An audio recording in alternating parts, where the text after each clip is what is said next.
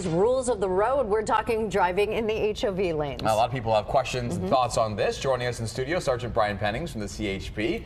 All right, let's start with what is the purpose of HOV lanes? Where would we most likely see them out there on the roads? Well, you see them in the urban areas and where we have congestion. The purpose is to encourage people to carpool and to limit or try to reduce the amount of total vehicles on our roadways during commute traffic. So that was the intended purpose in our high density populations. Well, we've seen lots of people use them, but who can use the HOV lane?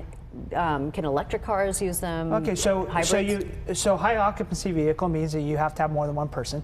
They're clearly marked by black and white regulatory signs at the entrance to them, so it gives you the rules as far as when you can enter them. But also there's some exemptions. Some electric vehicles can use them. You can see them. The stickers come from the factory on the bumpers showing that they can.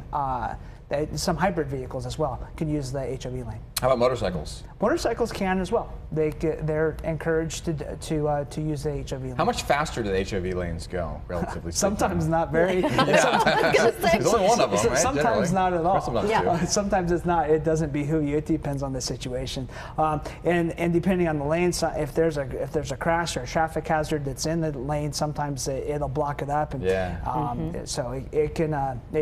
Sometimes it doesn't work out. HOV Fast Track. What's the difference? Okay, so HOV is for multiple passengers. Fast Track is an intended lane where people can pay extra for a transponder to utilize it, and it doesn't matter how many occupants you have in your vehicle. Sometimes, like on the 15 here in San Diego, it's both. You can use you can use the HOV lane on the 15 as long as you have a Fast Track and be a solo occupant, or you can use it and without a transponder if you have multiple occupants. Let's talk about getting in and out of the HOV lanes, because we're always told you can only change lanes when they're dotted, right? Correct. Most of these lanes oftentimes are not. They're not. Correct. So what do you do when you want to pass somebody who's going slower? How do you get in? How do you get out? That's a good question, Andrew. So if the line is solid, whether it be yellow or white, you can't cross over it, either to go in or go out. So if the person in front of you in the HOV lane isn't going as fast as you think they ought to be, you can only go out of the HOV lane when the line is broken or doesn't exist.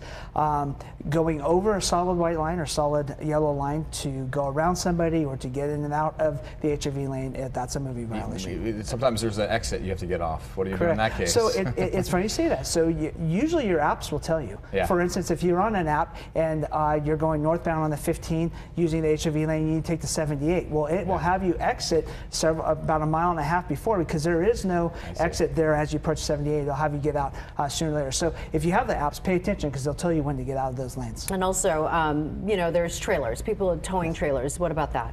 So when you're towing a combination vehicle, your speed limit's 55 miles per hour. You have to maintain the right-hand lanes. So even if you have multiple occupants, you can't be over. You're out of lane if you have a trailer. All right, before we let you go, this is the question I really want to ask you. Well, we talked about the fine for being in there when you're not supposed to, but what's the craziest situations you've seen, the craziest excuses people have given for saying why they're driving the HOV lane? So absolutely crazy. That we've seen some crazy stuff. We've seen baby dolls in car seats. Oh, yeah. We've seen empty car seats with blankets over them. We've seen people claiming pets as passengers, and pregnant mothers claiming multiple because they're pregnant. But the absolute craziest is I had an individual who actually had a mannequin dressed up with a wig and glasses sitting in his vehicle, and was not a real human being. And what did they say when you're like, what is happening here? Well, I obviously. Do you take a picture? No. Is this what you share with the crew? I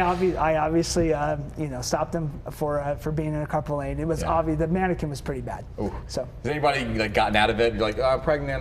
There are two people here.